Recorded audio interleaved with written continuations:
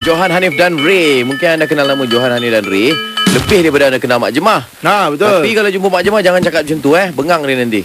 Sebab apa? Kita kena kenal Mak Jemah lebih daripada Johara. Sebab apa? Dia ni memang hari-hari orang kuat era lah. Betul. Itulah belakang lah. Aku rasa biasa je. Dia selalu bawa cerita mesti tak betul. Orang kuat menipu pula habis cakap.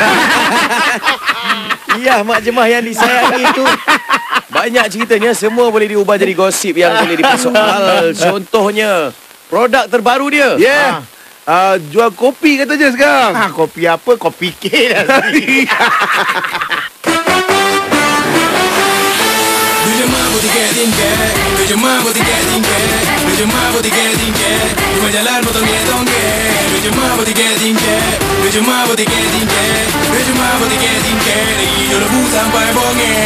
Apa tingkat tak ada Mak Jemah you all? Dah tak tengket lah. Oh itu tak kencang. dah Tak kencang. turun. Excuse me, I baru dipulihkan semangat I semalam punya funder lah. Kita baru launch semalam kopi kesihatan. Tengok sampel je. Hydrogen 50%. Collagen, berapa collagen? 70% kita taruh dalam tu supaya nampak lebih, kulit lebih tegang. Itu dah 120% dah Mak Jemah. Ikut sampai 500%. Packaging ni cantik kan Mak Jemah? Packaging cantik. Kita ambil daripada packaging cap Mak Jah pakai seluar di atas meja. Patut gambar Mak Jah sini. Nama Mak Jah. Oh tu Mak Jah tu. Mak Jah ni gambar seluar ni meja dia. Okey. Pakai nama company Mak Jemah. Pakai dia punya produk. Oh macam tu. Khasiat dia Mak Jemah. Khasiat. Dia is depend by fruits. Kalau nak rasa anggur, boleh masukkan anggur. Ambil air sejuk.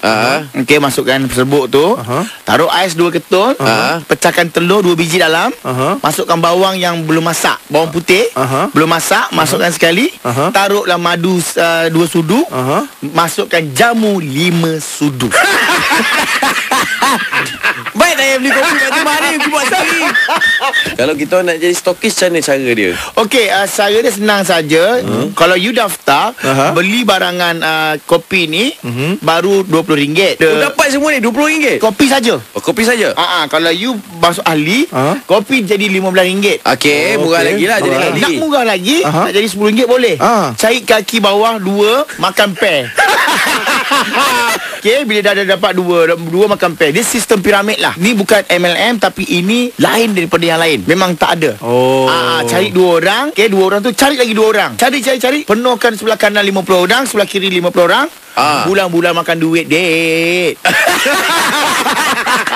Okey, ni untuk keterangan lanjut lah. Produk ni beauty for me and for you too.